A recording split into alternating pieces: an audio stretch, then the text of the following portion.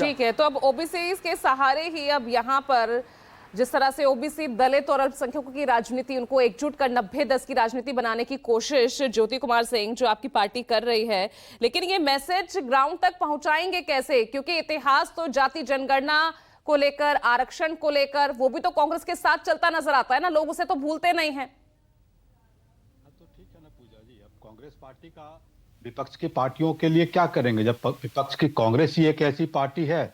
जब आपको 15 जून 1946 को गांधी जी तभी कहे थे कि हम किसी जाति धर्म के उत्थान की बात नहीं करेंगे, हम जो गरीब है, जो सबसे निचले, जो सबसे अंतिम पायदान का लोग है, हम उसको ऊपर करेंगे। हम किसी को हिमालय के चोटी पर भी नहीं पहुंचाएंगे, ना किसी को पाताल में, सबको बराबर एक जगह लाएंगे। तो कांग्रेस पार्टी उस पर चल रही है और उसी को राहुल गांधी आगे लेकर चल रहे हैं। अगर राहुल गांधी ये कहते हैं, कि अगर हमारी संख्या बिहार में, अगर देश में और बिहार में कहीं भी अगर जनसंख्या में ईबीसी अत्यंत पिछड़ा अगर 36% है, जिसको खाने के लिए परेशानी है, रहने के लिए परेशानी है, तो उसको समाज के बराबर लाना है, तो क्या गलत कह रहे हैं? अगर उसमें शेड्यूल कास्ट में भी 19% है, तो अगर उसको ऊपर लाना चाहते हैं तो क्या प्रॉब्लम है? मोची रविदास 5.2% है, जो खाने और रहने के लिए परेशानी हो रही है, उनको मुख्य धारा में लाना चाहते हैं, तो उसमें क्या दिक्कत है? तो जब बिहार का जब 7.6 करोड़ यहां पर जब वोटर है और उसमें इन जनगणनाओं, इन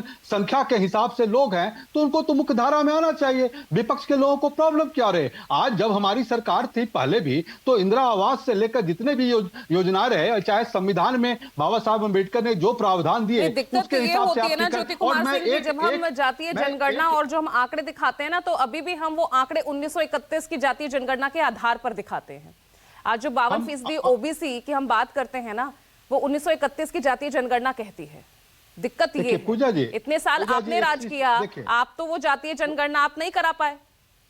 कराई तो आप देख लीजिए उसका क्या हश्र हुआ। आपके पास वक्त था, आप उसको लागू करवा सकते थे।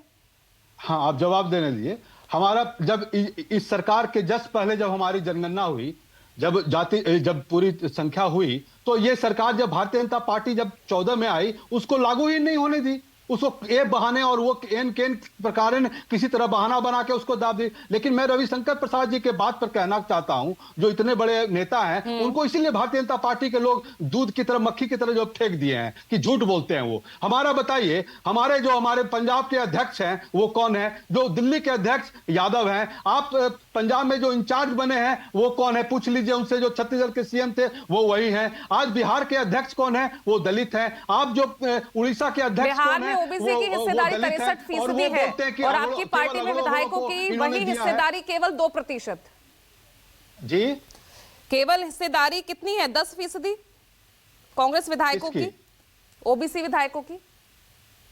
अब सुनिए, कांग्रेस पार्टी संविधान के हिसाब से टिकट बांटती है। जो बाबा साहब अंबेडकर ने जो उनके रिजर्वेशन की संख्या दी, हम उसके हिसाब से पूरे सबको बराबर बांटते हैं और सबको हिस्सेदारी। जो कमी रह गई है उसको राहुल गांधी पूरा कह रहे हैं कि हम, अगर कमी रह गई है तो हम उसको पूरा करेंगे। लेकिन भारतीय जनता पार्टी क्या करती है कि कोई दलित मंदिर जाता है, उसको जाने के बाद मंदिर धुलवाती है। ये उनका चेहरा है। लेकिन मेरा चेहरा क्या है कि हम उनको सत्कार से, सम्मान से मंदिर, समाज, पढ़ाई लिखाई, पत्रकारिता, बिजनेस सब में लाना चाहते हैं। लेकिन ये तो जो उसकी आस्था है, धर्म है। अब देखिए बिहार में इनका चरित्र देखिए, किस तरह के लोग हैं जो पासी जाति के हैं। आज जिस दारू का, शराब का जो बंदी किया है, आप 90% लोग जेल में हैं। वो कौन लोग हैं? सब उसी किस्म आते हैं। लेकिन इसका उनके बारे में कुछ सोचना नहीं है, कुछ करना नहीं है। लेकिन कांग्रेस पार्टी बोलती है कि अगर आपने सोचा होता तो भाई, अगर आपने सोचा होता तो मंडल कमीशन की सिफारिशें हैं वो तो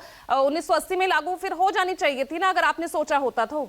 देखिए क्यों 10 साल वो ठंडे बस्ते में रहा? जब आप राजनीति और पत्रकारिता की बात करती हैं, तो राजनीति पत्रकारिता ये कहती है कि जो चीज आज वर्तमान में जो नहीं है उसको आप पूरा करें, और उसको कांग्रेस पार्टी पूरा करने में तत्पर है, चाहे वो पहले से आया हो चाहे आगे से हो। और किसी भी पूरे 1947 की घटना को और अभी से आप कंपेयर करके बोलेंगे कि उस समय तो सुई नहीं था और राजीव गांधी ने कंप्यूटर ले आया और सारे तकनीक ले आए और स्टूडियो में बैठकर और खेत में बैठकर, जब बात अम्बेडकर की आती है, आरएसएस की बात आती है, तो आप पता नहीं 1951, 1957 कौन कौन सी आप घटनाएं याद दिलाते हैं। मैं तो इतिहास तो आपका भी पीछा नहीं छोड़ेगा ना।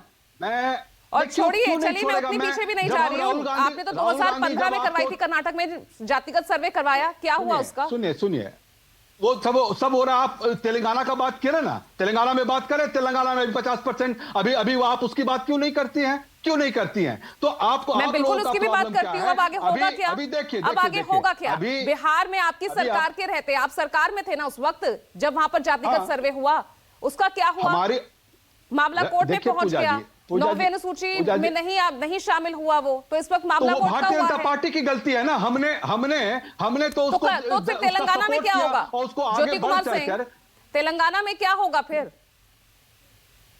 वहां भी जो बातें हमने रिजर्वेशन की है, महिलाओं